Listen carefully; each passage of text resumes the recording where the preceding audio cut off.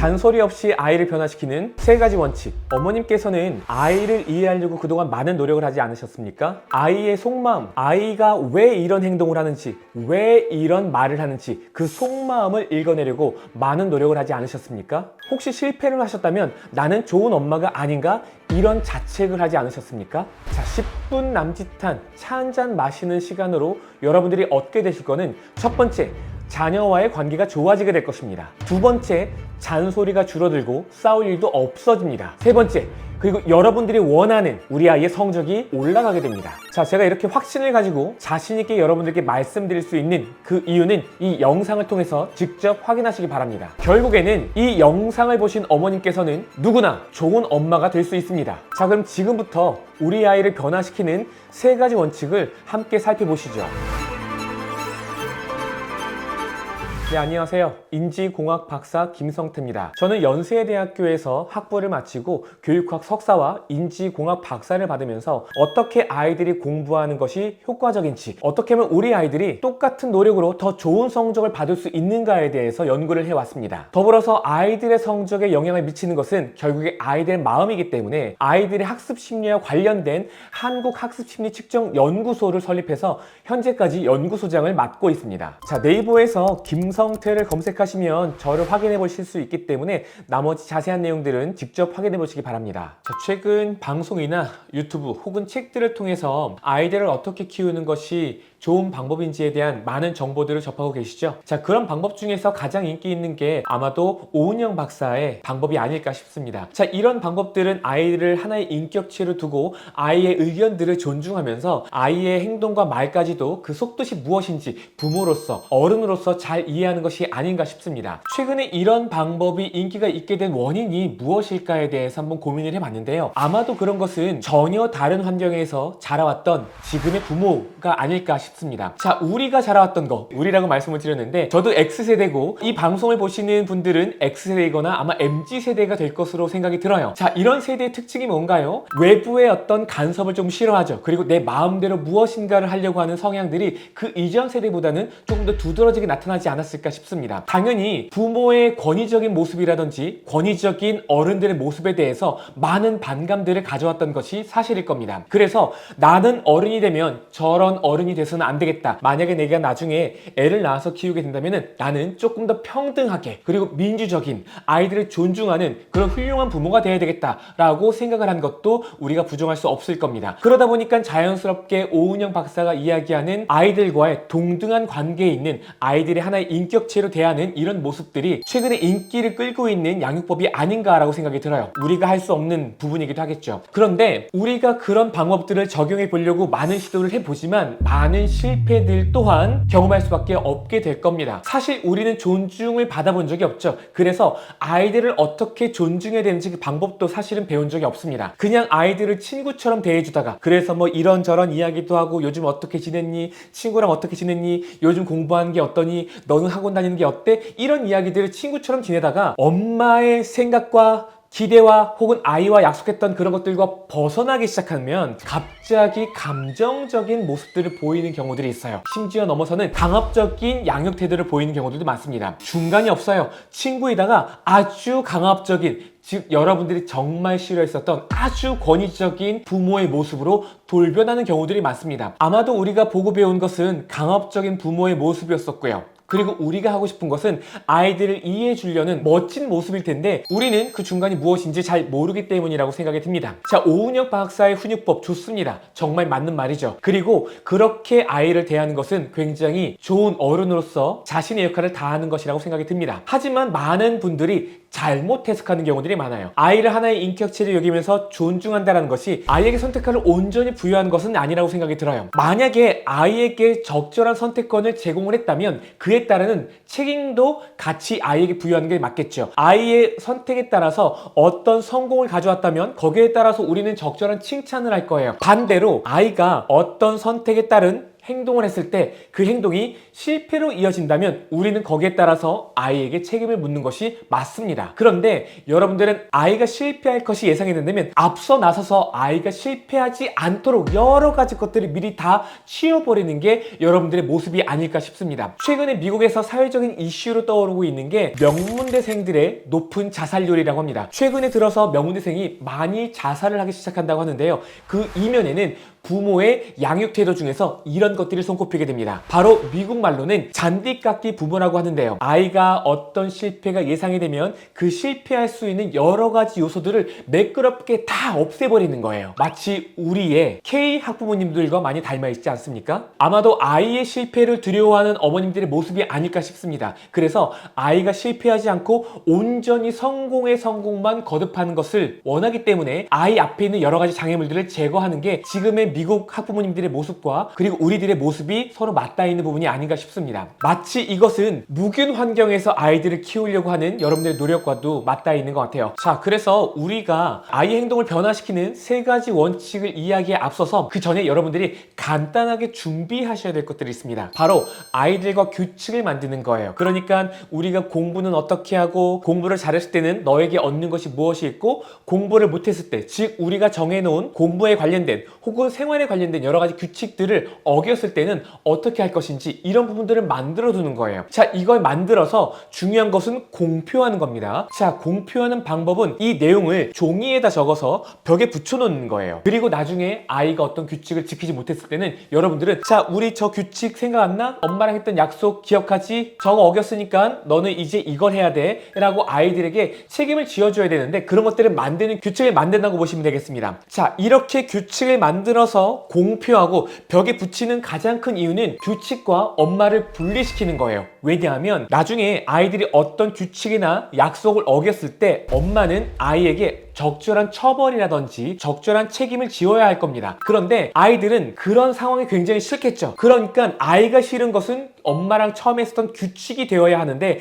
이게 엄마 그 자신이 되어버리는 거예요. 그래서 이 둘을 분리하는 게 굉장히 중요하다고 말씀을 드리는 겁니다. 자, 이런 준비가 끝났다면 여러분들은 아이의 행동을 변화시키는 첫 번째 단계에 접어들어야 되는데 바로 첫 번째 원칙은 아이를 설득하지 말고 지시하는 겁니다. 자, 설득을 하는 건 보통 갑이 아니라 을이죠. 여러분들이 아이에게 뭔가를 설득하려고 하는 거, 설명하려고 하는 이유 중에 하나는 강압적인 부모가 아니라 나는 민주적인 부모, 네가 왜 이런 공부를 해야 되는지, 이런 공부가 너의 인생에 있어서 어떻게 중요하고 얼마나 가치 있는 일인지를 알게 해주는 거죠. 이런 말씀을 하시는 이유는 가장 큰 건 아이가 그런 행동을 충분히 이해할 수 있도록 만들어주는 거예요. 물론 아이가 공부를 열심히 해야 될 때 이런 공부를 왜 해야 되는지 그런 부분에 있어서 설명하는 건 굉장히 중요한 부분 중에 하나입니다. 그런데 설명과 설득은 다릅니다. 설득은 이게 정말 좋기 때문에 너가 이걸 해야 된다라고 일종의 뒤에 강요, 설득이 따라붙는 거고요. 설명은 이런 것들을 했을 때의 장점들에 대해서만 늘어놓는 것이에요. 그렇기 때문에 여러분들은 처음에 이런 약속을 만들 때 한 번의 설명은 필요할 겁니다. 그리고 아이들도 사실 이런 내용들 다 알고 있어요. 공부를 왜 해야 되는지 누구보다도 아이가 더 정확하게 잘 알고 있습니다. 그렇게 해서 규칙을 만들어 놨으면 이 다음부터는 여러분들은 아이에게 지시만 하면 됩니다. 자, 성태야, 오늘 3시까지 너 숙제하기로 한 거 기억나지? 하고 아침에 한번 이야기해 주는 거예요. 이게 바로 지시하는 겁니다. 자, 두 번째 원칙은 바로 이것이 되는데요. 아이에게 무엇인가 지시를 할 때는 정확하게 마감 기한과 구체적인 지시사항을 전달하는 거예요. 이것은 마치 남편을 일시키는 것과 똑같다고 볼 수가 있겠죠. 남편한테 빨래를 해달라고 요청을 할 거예요. 혹은 빨래한 것들을 건조기에 꺼내서 혹은 세탁기에 꺼내서 널어놔야 되는 겁니다. 그럴 때 어떻게 해야 되죠? 많은 유튜브를 통해서 여러분들 배우셨을 텐데 정확하게 이렇게 이야기하죠. 여보, 3시까지 빨래를 다 널어주세요. 혹은 빨래를 완성해 주세요 라고 이야기를 하는 거예요. 그리고 그 3시 가기 전까지 그 이야기를 오히려 안 하는 게 맞습니다. 왜냐면 반복해서 같은 이야기를 자주 하는 것은 잔소리로 들리기 마련입니다. 자, 남편은 그런 지시를 받았으면 3시까지 시계를 보면서 빨래하는데 시간이 얼마나 걸리는지, 그래서 나는 언제 빨래를 시작하면 되는지, 혹은 세탁물을 걷어서 언제 널 열면 되는지 이런 것들을 계속 재고 있을 거예요. 그래서 가장 마지막에 가서야 더 이상 안 하면 안 되는 그 시간이 돼서야 그 행동을 시작할 겁니다. 그러니까 여러분들은 아이를 키울 때도 남편에게 일을 시키는 것과 똑같은 방식으로 아이에게도 언제까지 무엇을 해야 된다라는 규칙을 다시 한번 언급해주면 되는 겁니다. 여기서 중요한 건 다시 한번 강조드린다면 잔소리를 하지 않는 거예요. 하지만 적절한 어떤 노티스를 주는 건 매우 중요하죠. 여기에 절대 감정을 섞지 않는 것은 여러분들도 잘 아실 거라고 생각이 듭니다. 자, 아이에게 정확한 마감 기한과 지시사항을 전달했다면 그 뒤로는 적절하게 기다리는 거예요. 마치 무관심도 같다라고 보셔도 괜찮습니다. 아이가 그 시간이 됐으면 뭔가 시작을 해야 될 거예요. 그러면 하고 있는 거 잘하고 있어? 라고 적절하게 확인만 하는 정도의 피드백 정도면 충분합니다. 아이가 약속한 것 그대로 하게 하고요. 실패할 것 같으면 그 실패를 사전에 제거하려고 하지 마시고요. 실패한 다음에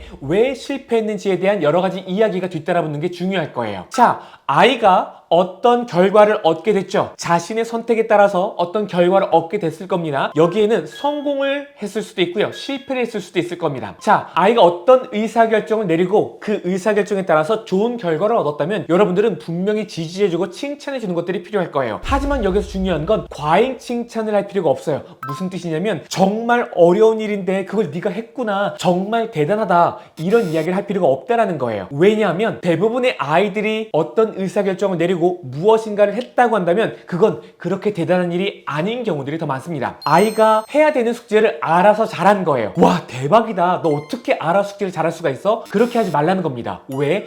알아서 숙제하는 친구들은 같은 학년만 놓고 봐도 몇만 명이 있을 거예요. 또래만 놓고 봐도 몇만 명이 있을 겁니다. 반에서 1등 하는 친구가 몇 명이나 될 것 같으세요? 전국에 중학교 1학년 한 학년만 놓고 봤을 때 반의 개수가 17,000개 정도 됩니다. 바꿔 이야기하면 반에서 1등 하는 친구들은 전국에 17,000명이나 되는 겁니다. 우리 아이 위아래로 봤을 때 몇 명이 되는 거예요? 그냥 10만 명 정도가 반에서 1등 하는 친구들이에요. 만약에 아이가 어떤 선택을 내렸는데 그 선택의 결과로 실패를 경험했다고 생각을 해보겠습니다. 그러면 아이는 그에 따른 책임을 져야 될 겁니다. 예를 들면 자유시간을 반납한다거나 주말에 원래 아이가 놀 수 있는 것들, 아이가 좋아하는 것들을 하는 시간을 반납하는 거예요. 게임을 안 한다거나 혹은 핸드폰을 압수한다거나 이런 뭔가 아이에게 마땅한 책임이 뒤따라야 할 것입니다. 그리고 앞서 말씀드린 것처럼 이런 것들은 이미 우리가 만들었던 규칙에 잘 적혀 있어서 벽에 다 적혀 있어야 되는 거예요. 그래서 벽에 적혀 있는 대로 엄마는 집행을 하는 거죠.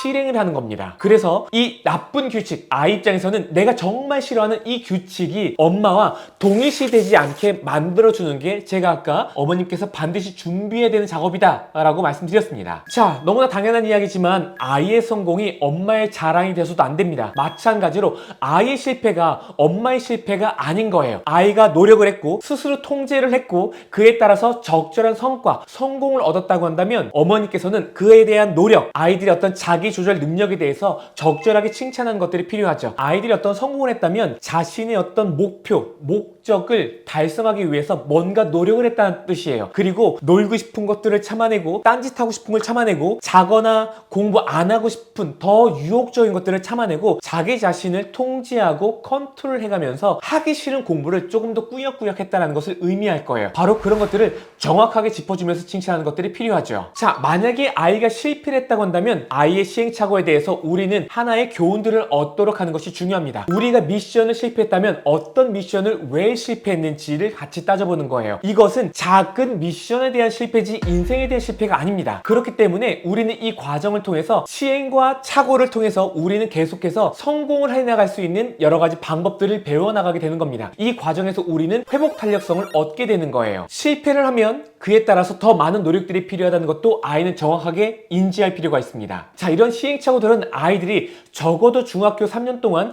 반드시 처절하게 경험해 봐야 되는 부분이라고 저는 생각을 합니다. 자, 아이가 중학교 때 학원의 도움을 받지 않아서 좋은 성적을 받지 못한다? 그렇기 때문에 아이가 학원을 다닌다? 학원을 다니는 목적 자체가 아이가 중학교 때 좋은 성적을 받기 위한 것이다? 자, 이러한 시행착오는 중학교 때 더 중요한 부분이 될 텐데요. 여러분 혹시 아이 아이가 중학생이 되어서도 학원을 다니는 이유가 중학교 시험에서 좋은 점수가 나오길, 그러니까 A 학점이 나오게 하기 위한 것일까요? 아닙니다. 아이들은 학원을 다니지 않아도 A 학점을 충분히 받을 수 있어야 돼요. 만약에 아이가 학원을 다니지 않았을 때 A 학점을 받을 수 없기 때문에 학원을 통해서 A 학점을 안정적으로 받아야 되는 상황이라고 한다면 이 친구는 어차피 인서울 하기 쉽지 않습니다. 스카이를 못 가는 게 아니라 아예 서울에 있는 4년제 대학교를 진학하지 못한다는 뜻이에요. 학원을 다니지 않았을 때 중학교 시험에서도 A를 못 받는다? 이런 친구는 고등학교 올라가서 절대로 좋은 등급을 받을 수가 없습니다. 그렇다면 이 친구가 그나마 인서울을 할 수 있는 남아있는 한 가지 방법은 중학교 때 1학년, 2학년, 3학년 때 여러 가지 시행착오를 통해서 100점 받는 연습, 90점을 넘겨서 A 학점을 받는 연습을 해보는 거예요.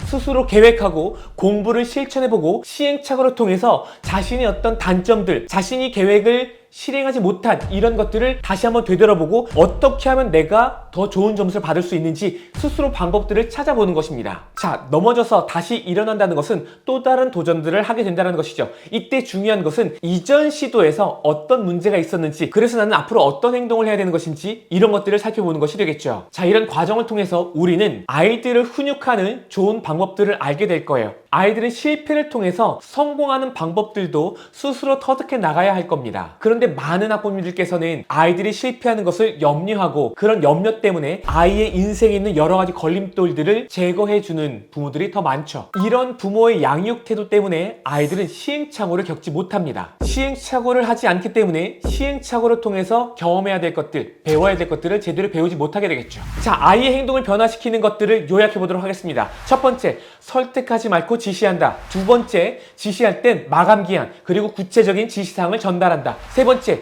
결과에 따른 칭찬 또는 책임을 지게 한다. 자, 이런 방법들은 여러분들의 마음먹기에 따라서 누구나 할 수 있는 방법입니다. 여기서 중요한 건 아이가 실패하는 것을 여러분들도 견뎌낼 수 있어야 되고요. 아이와 함께 시행착오를 통해서 아이가 성장하는 아이가 될 수 있게끔, 그런 역량들을 스스로 키워나갈 수 있게끔 많은 기회들을 갖는 것이라고 보시면 되겠습니다. 자, 이 영상이 도움이 되셨다면 좋아요와 구독 눌러주시는 거 잊지 마시고요. 알람 설정도 하시게 되면 다음에 더 좋은 영상들을 올렸을 때 여러분들이 놓치지 않고 보실 수 있게 되실 겁니다. 자, 구체적인 학습법과 관련해서, 그리고 더 좋은 자녀를 키우는 방법에 대해서 계속해서 아이인사이드에서 어디서도 듣지 못했던 이야기들을 전달드리도록 하겠습니다.